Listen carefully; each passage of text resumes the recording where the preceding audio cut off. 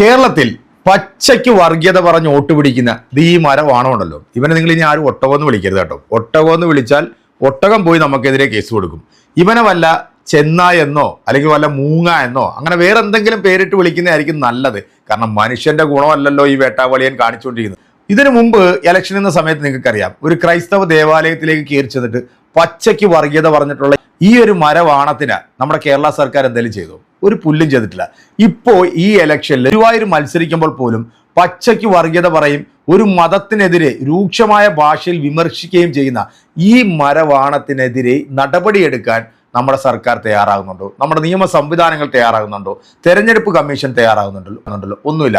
പക്ഷേ കേരളത്തിൽ പച്ചയ്ക്ക് വർഗീയത പറഞ്ഞ് വോട്ട് നേടി വിജയിക്കാമെന്നുള്ള ഈ മരമണ്ടനായിട്ടുള്ള ഈ വിഡ്ഢി കൂഷ്മാണ്ഡത്തിന്റെ ചിന്താഗതി ഉണ്ടല്ലോ, അത് കേരളത്തിലെ ജനങ്ങൾ ഈ 9-ാം തീയതി കഴിയുന്നവരുടെ പൊളിച്ചടിക്കിരിക്കും.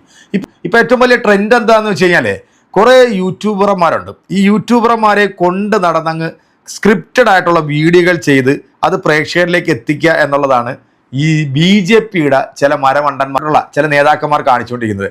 തിരുവനന്തപുരത്ത് രാജീവ് ചന്ദ്രശേഖർ ജി സ്ക്രിപ്റ്റഡ് ആയിട്ടുള്ള ചില സംഭവങ്ങൾ പറഞ്ഞു കൊടുക്കും. അത് വ്ളോഗേഴ്സ് കൃത്യമായിട്ട് അത് ക്യാമറയിൽ ഒപ്പി അതിനകത്ത് കുറച്ച് എഫക്റ്റ് ഒക്കെ ചേർത്തിട്ട് ഇങ്ങനെ വീഡിയോ കൊണ്ട് സംപ്രേഷണം ചെയ്തുകൊണ്ടിരിക്കുക.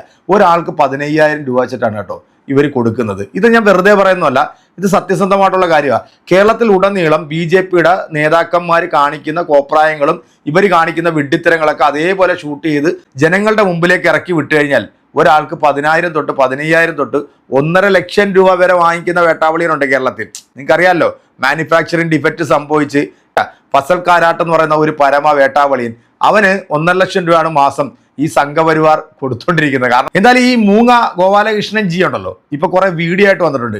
ഇതിനു മുമ്പ് ഇവനൊക്കെ എവിടെയായിരുന്നു? ഇവിടുത്തെ ജനങ്ങളുടെ അടിസ്ഥാന പ്രശ്നങ്ങളിൽ ഊന്നി സംസാരിക്കാനോ? ഗോപാലകൃഷ്ണൻ ഓരോ വീടുകൾ കയറി ഇറങ്ങിക്കൊണ്ട് പുതിയ തരത്തിലുള്ള വീഡിയോകളൊക്കെ ഇങ്ങനെ സോഷ്യൽ മീഡിയയിൽ അപ്ലോഡ് ചെയ്യുക. സോഷ്യൽ മീഡിയ ആണല്ലോ ഇപ്പൊ എല്ലാത്തിൻ്റെയും ഒരു ഉറവിടം എന്നുള്ളത്. കാരണം ആ സോഷ്യൽ മീഡിയ പറയുന്നതാണല്ലോ കൂടുതലും ജനങ്ങൾ ശ്രദ്ധിക്കപ്പെടും. ഈ വേട്ടാവളിയന്മാർ എന്ത് കാണിച്ചാലും അതിന്റെ താഴെ കമന്റിൽ പോയി നോക്കിക്കഴിഞ്ഞാൽ നമുക്ക് ചിരിക്കാനായിട്ടുള്ള ഒരുപാട് വകകളുണ്ട്. എന്തായാലും ഈ വേട്ടാവളിയൻ കാണിക്കുന്ന ചില കോപ്രായങ്ങളെ കുറിച്ചിട്ടുള്ള ചില വീഡിയോകളാണ് എൻ്റെ പ്രിയപ്പെട്ട പ്രേക്ഷകരായിട്ടുള്ള നിങ്ങൾ കാണാൻ പോകുന്നത്.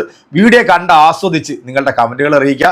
ഈ വരാൻ പോകുന്ന തെരഞ്ഞെടുപ്പിൽ ആദ്യം 8 നിലയിൽ പൊട്ടാൻ പോകുന്ന ഒരു 1-ാം തരം വർഗീയവാദിയാണ് ഈ മൂങ്ങ ഗോപാലകൃഷ്ണൻ എന്നുള്ളത് നിങ്ങൾ കുറിച്ചിട്ടേക്കുക. ആദ്യം നമുക്ക് ഈ മൂങ്ങ ഗോപാലകൃഷ്ണന്റെ ഈ മാസ് വീഡിയോ ഒന്ന് കണ്ടു നോക്കിയാലോ. സിനിമയെ വെല്ലുന്ന പ്രകടനമാണ്, കണ്ടോളൂ. ഇത് പുളിഞ്ചോട് ഏങ്ങണ്ടിയൂർ പുളിഞ്ചോട് സെന്ററിൽ BJP സ്ഥാപിച്ച, അതും RSSന്റെ കൊടിക്കാലിൽ സ്ഥാപിച്ചിട്ടുള്ള ബോർഡാണ്. ഈ ബോർഡ് കീറാൻ ഒരാൾക്കും അവകാശമില്ല. ചിലർ പറയുന്നുണ്ട് പോലീസ് കയറിയതാ. പോലീസിന് എന്താ അവകാശം? പോലീസിന് വേണമെങ്കിൽ ബോർഡ് എടുത്ത് പോവാം, കീറാനുള്ള അവകാശമില്ല. CPM-കാർ കയറിയതാണെന്നോ വേറെ ചില ആളുകൾ പറയുന്നുണ്ട്. എന്തായാലും ഇങ്ങനെ കീറി ഇങ്ങനെ പോസ്റ്ററും ബോർഡും ഒക്കെ കീറിക്കളഞ്ഞ് ഗോപാലകൃഷ്ണനെ തോപ്പിക്കാമെന്ന് വിചാരിക്കണ്ട.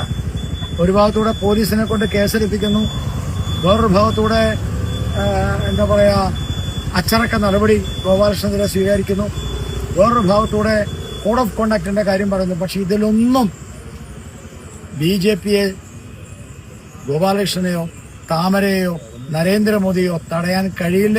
ഇതിനെയൊക്കെ നേരിടുമെന്നുള്ളത് തന്നെയാണ് അതിശക്തമായിട്ട് തന്നെ പറയാനുള്ളത്. ഇങ്ങനെയല്ല തെരഞ്ഞെടുപ്പിൽ പരിപാടികൾ നടത്തേണ്ടത്, മത്സരിക്കേണ്ടത്. ഇത് ശരിയല്ല. ഇങ്ങനെയൊന്നും അല്ല തെരഞ്ഞെടുപ്പിൽ വോട്ട് ചോദിക്കേണ്ടത്. പച്ചയ്ക്ക് വർഗീയത പറഞ്ഞ് വേണം വോട്ട് ചോദിക്കേണ്ടത്. ഇത്രയും മാസ് ഡയലോഗ് പറഞ്ഞിട്ട് ഈ പുറകെ നിൽക്കുന്ന വേട്ടാവളിയന്മാരെ നീയൊക്കെ ഒന്ന് കയ്യെങ്കിലും അടിക്കണം, ഒരു പ്രചോദനമാകട്ടെന്നേ.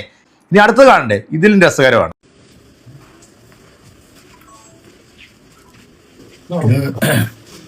പിന്നെ ഒരു പഞ്ചായത്തിലെ സംഘപരിവാറിന്റെ മുഖമായിട്ടുള്ള സംഘപരിവാറിന്റെ ശക്തിയായിരുന്ന സോമൻചേട്ടൻ്റെ ഭാര്യയാണ്.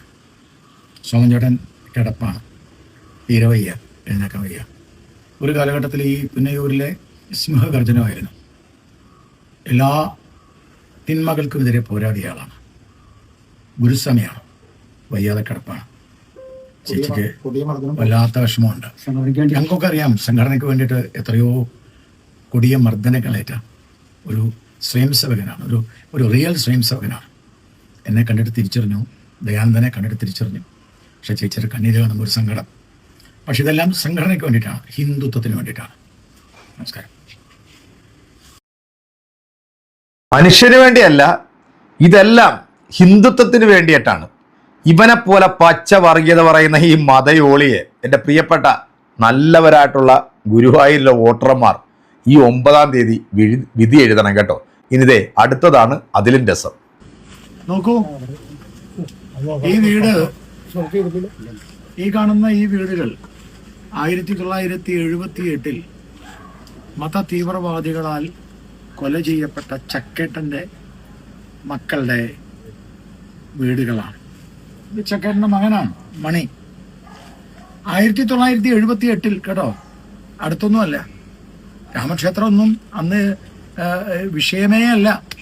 മത തീവ്രവാദികൾ ഈ പുന്നൂർക്കുളത്ത് കൊന്ന ചക്കേട്ടൻ എന്ന് പറയുന്ന ധീര ദേശാഭിമാനി. പുന്നൂർക്കുളം, പൊന്നിയൂര്, വടക്കേക്കാട്, ഇവിടൊക്കെയാണ് മത തീവ്രവാദികളുടെ ശക്തി കേന്ദ്രങ്ങൾ. ഈ വടക്കേക്കാടിലാണ് ചക്കേട്ടൻ്റെ വീട്. ഇന്ന് ഇതേ മത തീവ്രവാദികളാണ് ഈ ഗുരുവായൂർ നിയോജക മണ്ഡലത്തില് തൊഴിയൂരിൽ സുനിലിനെ, കൊപ്ര ബിജുവിനെ, അതുപോലെ തന്നെ എത്ര ആളുകളെ, ഞാൻ എല്ലാവരുടെയും പേര് പെരിയമ്പലം മണികണ്ഠൻ്റെ അടുത്തൊക്കെ ഞാൻ ഇതെല്ലാം പറഞ്ഞിരുന്നു. എത്ര ചെറുപ്പക്കാരെ. 1978 ചക്കേട്ടൻ ആ പരമ്പര തുടരുകയാണ് ഇപ്പോഴും. എന്നിട്ടും ഇവിടുത്തെ MLA ആരെയാണോ ആക്കുന്നത്? 1980 മുതൽ ആരെയാണ് ആക്കുന്നത്? ഏത് വിഭാഗത്തെയാണ്? ആലോചിക്ക്. ഈ മത തീവ്രവാദികളെ സഹായിക്കുന്നവരെയാണ് അവര് സംരക്ഷിക്കുന്നത്, അവർ MLA ആക്കുന്നത്. ഇതിനെതിരായിട്ടാണ് എൻ്റെ പോരാട്ടം. എൻ്റെ പോരാട്ടം ഇതിനെതിരായിട്ടാണ്. ചിന്തിക്കുക ഇത്തവണ BJPക്ക്. നമസ്കാരം. അപ്പോൾ ഈ സംവാദമൊന്നും വേണ്ട, അതൊക്കെ നിങ്ങൾ വേറെ ആൾക്കാരുടെ അടുത്ത് മതി, എൻ്റെ അടുത്ത് വേണ്ട. ഞാൻ പറയുന്നത് കേൾക്കാനുള്ള താല്പര്യം നിങ്ങൾ കാണിക്കുക. സംവാദമാണെങ്കിൽ വെളിയിറങ്ങിക്കുക, നമുക്ക് നോക്കാം. സ്ഥാനാർത്ഥികളെ നിർത്തുന്നത് മതം നോക്കി. ഈ മതം പറയുന്ന ഈ മതയോളി ഇത്രയും കാലമായിട്ട് ഈ പറയുന്ന മണ്ഡലങ്ങളിലൊന്നും നമ്മൾ കണ്ടിട്ടില്ല. നിങ്ങൾ കണ്ടല്ലോ അല്ലേ ചില വീഡിയോകൾ. ഇപ്പൊ സ്ക്രിപ്റ്റഡ് ആയിട്ടുള്ള ചില വീഡിയോകളുമായിട്ടാണ് വരുന്നത്. അതായത് ഓരോ വീടുകളിൽ കയറി ചെല്ലുക. ഇതിൻ്റെ ഇടയ്ക്ക് ചില സീനുകൾ നമ്മളാ മറ്റേ അങ്ങനത്തെ മ്യൂസിക്കൊക്കെ ഒന്ന് ചേർത്ത് കൊടുത്താൽ അത് കാണുമ്പോൾ ഒരു രസമുണ്ട്, ഒരു കൊഴുപ്പുണ്ടായിരുന്നു അല്ലേ. പിന്നെ ആ തൊണ്ടയിടറിയുള്ള പുള്ളിയുടെ ആ ഒരു ഡയലോഗ്, അത് ഞാൻ അമരം എന്ന സിനിമയിൽ മമ്മൂക്കാനെ പെട്ടെന്ന് ഓർമ്മ വന്നു. വേറെ മമ്മൂക്കാണ് പെട്ടെന്ന് ഇങ്ങനെയുള്ള അഭിനയങ്ങളൊക്കെ കാഴ്ചവെക്കാൻ പ്രഗത്ഭനായിട്ടുള്ളൊരു നടൻ. ഇത് ഹിന്ദുത്വത്തിന് വേണ്ടി പോരാടി ഒരുപാട് പീഡനം അനുഭവിച്ച ഒരു മനുഷ്യൻ ജീവച്ചവമായിട്ടാണ് അവിടെ കിടക്കുന്നത്. അദ്ദേഹത്തിൻ്റെ വീഡിയോ ഒക്കെ എടുത്ത് പോസ്റ്റ് ചെയ്യാൻ കാണിക്കുന്ന നിൻ്റെയൊക്കെ ഈ അല്പത്തരം ഉണ്ടല്ലോ, ഈ ഉളുപ്പില്ലായ്മ, ഇതാണ് കേരളത്തിലെ BJP എന്നുള്ളത്. കാരണം നിന്നെപ്പോലുള്ള മരവാഹനങ്ങൾ, നിന്നെപ്പോലുള്ള വേട്ടാവളിയന്മാരാണ് കേരളത്തിലെ ജനങ്ങളുടെ ശാപം. ഈ ശാപം ഈ 9-ാം തീയതി കൂടി ഈ ഭൂമിയിൽ നിന്നും മറ്റേ അനിസ്പ്രയുടെ പരസ്യം പോലെ പൊടി പോലും ഇല്ല കണ്ടുപിടിക്കാൻ എന്ന രീതിയിൽ എൻ്റെ പ്രിയപ്പെട്ട നല്ലവരായിട്ടുള്ള വോട്ടർമാർ അത് സ്വീകരിക്കുമെന്നാണ് ഞാൻ വിശ്വസിക്കുന്നത്. കേരളത്തിലുടനീളം ഇടതോ വലതോ ഈ 2 പാർട്ടിക്കാർ വന്നാലും നമുക്ക് ഇവരെയൊക്കെ സഹിക്കാവുന്നേ ഉള്ളൂ. പക്ഷേ ഇത് അൺസൈക്കബിൾ ആയിരിക്കും നമുക്ക്. കാരണം ഇവരുടെ ചിന്തയും ചിന്താഗതിയും എല്ലാം ഈ രാജ്യത്ത് ഹിന്ദു ഹിന്ദു ഹിന്ദു എന്നുള്ള ഒരൊറ്റ തിയറി അല്ലാതെ വേറൊന്നുമില്ല. ജനങ്ങളുടെ അടിസ്ഥാന പ്രശ്നങ്ങൾ, നാടിൻ്റെ വികസനം എങ്ങനെയൊക്കെ കൊണ്ടുവരണമെന്നൊന്നും അല്ല ഇവർ ചിന്തിക്കുന്ന. ഇവൻ്റെ മസ്തിഷ്കത്തിൽ ചാണാൻ കയറിയിട്ട് ഹിന്ദു ഹിന്ദു അല്ലാതെ ഇവിടെയുള്ള ബാക്കിയുള്ള ഒരു മനുഷ്യരെ ഒന്നും ഇവനൊന്നും മനുഷ്യനായിട്ട് പോലും മതിക്കുന്നില്ല എന്നുള്ള. എൻ്റെ പ്രിയപ്പെട്ടവരെ, നിങ്ങൾ കണ്ടല്ലോ ഈ സ്ക്രിപ്റ്റഡ് വീഡിയോകളൊക്കെ. അപ്പം നിങ്ങളുടെ കമൻറ്റുകളും അഭിപ്രായങ്ങളും നമ്മുടെ കമൻറ്റ് ബോക്സിൽ അറിയിക്കുക. അടുത്തൊരു വീഡിയോ വീണ്ടും കാണാം. അതുവരേക്കും എല്ലാവർക്കും ബൈ.